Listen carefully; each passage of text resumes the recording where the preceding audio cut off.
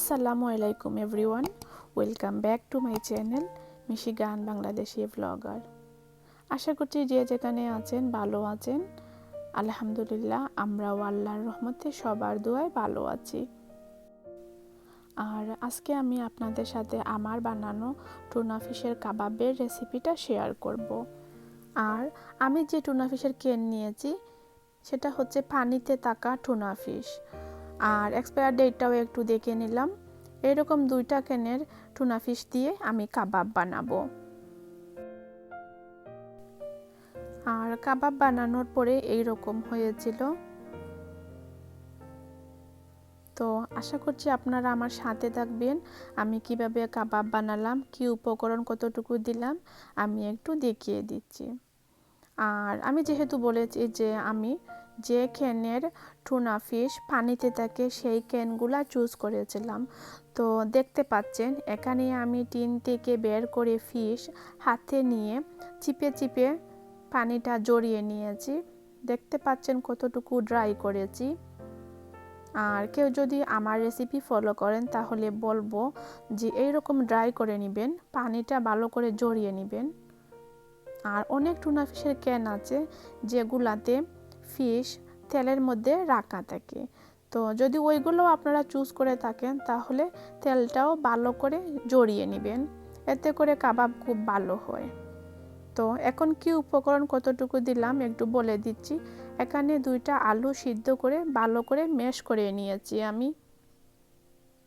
তারপরে এখানে 1 টেবিল চামচ আদা রসুন নিয়েছি। তারপরে এখানে মিডিয়াম সাইজের একটা পেঁয়াজ কুচি করে কেটে নিয়েছি। আর এখানে আমি নিয়েছি হাফ কাপ পেঁয়াজ বেরেস্তা। তারপরে এটা হচ্ছে সরিষার তেল, এখান থেকে আমি 1 টেবিল চামচ সরিষার তেল দিব। তারপরে এখানে কাঁচা মরিচ কুচি করে কেটে নিয়েছি। তো জালটা আসলে যার যার পছন্দ মতো, আমি এখানে 10-12টা কাঁচা মরিচ নিয়েছিলাম। আর এটা হচ্ছে ব্ল্যাক পেপার, এখান থেকে আমি হাফ চা চামচের চেয়ে কম ব্ল্যাক পেপার দিব। তারপরে এটা হচ্ছে গরম মশলা পাউডার, এটা আমার নিজের বানানো গরম মশলা পাউডার, এখান থেকে আমি 1 চা চামচ গরম মশলা পাউডার দিব। তারপরে এটা হচ্ছে আমচুর পাউডার, এখান থেকে আমি হাফ চা চামচের চেয়ে কম আমচুর পাউডার দিব। তারপরে এটা হচ্ছে কর্নস্টার্চ, এখান থেকে আমি হাফ চা চামচের চেয়ে কম কর্নস্টার্চ দিব। তারপরে দিব 2টা ডিম। তো দেখতে পাচ্ছেন আলু আমি ম্যাশ করে নিয়েছি। আর এখন এক এক করে সব উপকরণ আমি দিয়ে দিচ্ছি। পেঁয়াজটা দিয়ে দিলাম, কাঁচা মরিচটাও দিয়ে দিলাম, তারপরে আদা রসুনের পেস্ট দিয়ে দিলাম, আর পেঁয়াজ বেরেস্তাও দিয়ে দিলাম, ব্ল্যাক পেপারও দিয়ে দিচ্ছি। তারপরে আমচুর পাউডারও দিয়ে দিলাম, গরম মশলা পাউডারও দিয়ে দিয়েছি। তারপরে হলুদের গুঁড়া দিয়েছি হাফ চা চামচ, সেটা অবশ্য আগে আর দেখানো হয়নি। তো এইসব উপকরণ দিয়ে প্রথমে আমি চামচ দিয়ে খুব ভালো করে একটু মিক্স করে নিচ্ছি। আর এখন আমি একটু লবণ দিয়েছি। তো লবণটা একটু সাবধানে দিবেন, প্রথমে অল্প দিবেন, কারণ টুনা ফিশ একটু সল্টি হয়, তো বেশি হয়ে যাওয়ার সম্ভাবনা থাকে। প্রথমে আমি একটু দিলাম, পরে দেখি যদি কম হয়ে যায় তাহলে আর একটু দিয়ে দিব। তো একটু মিক্সও করে নিলাম। আর এখন আমি টুনা ফিশ দিয়ে দিব। আর ট্রাই করবেন একটা উপকরণ দেওয়ার পরে একটু মিক্স করতে, তারপরে আরও একটু উপকরণ দিলেন।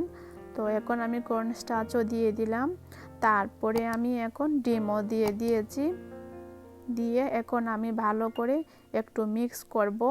তারপরে আমি এখন দিব সরিষার তেল। সরিষার তেলটা দেওয়ার কারণ হচ্ছে অনেক সময় অনেকে কমপ্লেন করেন যে টুনা ফিশ দিয়ে কাবাব বানালে কেমন জানি একটা গন্ধ লাগে। তো যদি সরিষার তেলটা একটু দিয়ে দেন তাহলে দেখবেন কাবাব বানালে পরে আর বুঝতেই পারবেন না যে এটা যে টুনা ফিশ দিয়ে কাবাব বানিয়েছেন। আসলে আমি এইরকম বানাই, আমার কাছে মনে হয় এইরকম বানালে খুব টেস্টি হয়, এজন্য আমি আমার রেসিপিটা শেয়ার করছি। আর এখন আমি সরিষার তেলটাও দিয়ে দিলাম, 1 টেবিল চামচ সরিষার তেল দিয়েছি। আর আরও একটু লবণও দিয়ে দিলাম, কারণ আমি টেস্ট করেছিলাম লবণটা একটু কম হয়েছে। তো দিয়ে ভালো করে আবার মিক্স করব হাত দিয়ে মাখিয়ে। আর শেষে আমি একটু ধনিয়া পাতা দিয়ে দিচ্ছি, কারণ আমরা বাঙালি, ধনিয়া পাতা ছাড়া আমাদের রান্নাটা আসলে কমপ্লিটই হয় না। তো ধনিয়া পাতাও দিয়ে দিলাম, দিয়ে আবারও ভালো করে মাখিয়ে একটু সব কিছু মিক্স করে নিচ্ছি। আর কাবাবটা আমি মনে করি যত ভালো করে মাখানো হবে তত টেস্টটা ভালো হয়, কারণ সব উপকরণ একটা আরেকটার সাথে লাগে। দেখতে পাচ্ছেন আমি কতটুকু মাখিয়ে নিয়েছি। আমি খুব ভালো করে হাত দিয়ে মাখিয়ে স্মুথ করে নিয়েছি। আর এখন হাতে একটু তেল লাগিয়ে কাবাবের মিশ্রণ হাতে নিয়ে একটা একটা করে কাবাব বানিয়ে নিচ্ছি। তো এখন আসলে কে কত বড় করে কাবাব বানাবেন, কতটুকু পাতলা অথবা মোটা রাখবেন সেটা নিজের উপর নির্ভর করে। আমি এরকম করে বানিয়েছিলাম, আর আমার কাছে মনে হয় মানে এই সাইজটাই কাবাবের জন্য পারফেক্ট। আর আমার রেসিপি আসলে কাউকে শেখানোর জন্য না, সবাই জানেন, আরও অনেক ভালোই জানেন আমি কিভাবে কি রান্না করি, কি বানাই। জাস্ট সেটা কৌতূহলবশত আমি আপনাদের সাথে একটু শেয়ার করি।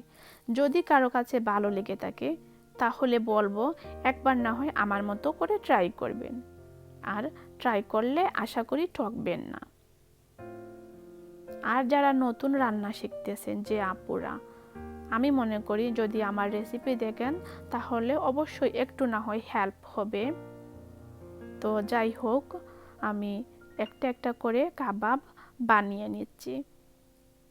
আর আমার কাবাব বানানোটা আপনাদের কাছে কেমন লাগলো অবশ্যই কমেন্ট করে জানাবেন, আর ভালো লাগলে একটা লাইক দিবেন। আর এতক্ষণ পর্যন্ত যারা আমার সাথে আছেন, ভিডিওটি দেখে আসতেছেন, আর যারা আমাকে সাপোর্ট করতেছেন, আপনাদেরকে বলছি আপনাদের জন্য রইল অসংখ্য অসংখ্য ধন্যবাদ, অনেক অনেক দোয়া ভালোবাসা। আর যারা নতুন আজকে আমার ভিডিও দেখতেছেন আপনাদেরকেও বলছি মোস্ট ওয়েলকাম আপনাদেরকে আমার চ্যানেলে। আর বেল বাটন সহ সাবস্ক্রাইব করে আমার চ্যানেলটি আপনাদের চ্যানেল করে নেবেন। থ্যাংক ইউ সো মাচ আপনাদেরকে। তো এই তো দেখতে পাচ্ছেন কাবাব বানানো হয়ে গেছে, আর এখন আমি কাবাব ফ্রিজে রেখে দিব। তো এখন আসলে কেউ যদি চান তাহলে ডিম লাগিয়ে তারপরে ব্রেড ক্রাম্ব লাগিয়ে রাখতে পারেন। তো আমি আসলে এই রকমই রেখে দিচ্ছি, কারণ আমি ফ্রাই করার আগে ব্রেড ক্রাম্ব তারপরে ডিম লাগাবো, এর জন্য আমি এই রকমই শেয়ার করছি আপনাদের সাথে। আর আমি আসলে বেশিরভাগই এইরকম রাখি, কারণ আমার মনে হয় যদি কাবাব বানানো থাকে তাহলে ফ্রাই করার আগে জাস্ট ডিম লাগিয়ে ব্রেড ক্রাম্ব লাগিয়ে ফ্রাই করাটা আসলে তেমন একটা বড় কাজ না। মেনটা হচ্ছে সেটা হচ্ছে আসলে যদি আমাদের মেন জিনিসটা মানে রেডি করা থাকে।